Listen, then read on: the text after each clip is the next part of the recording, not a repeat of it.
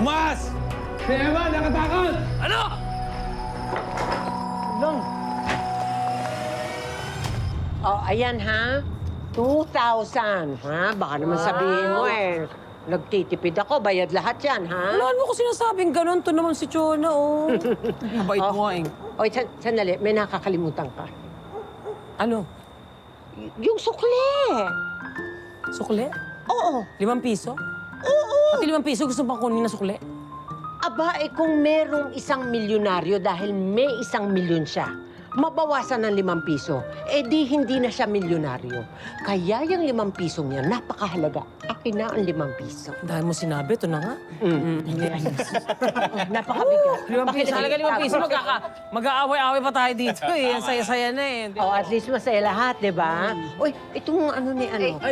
Ay, Aling Gege, maraming salamat ulit, ha?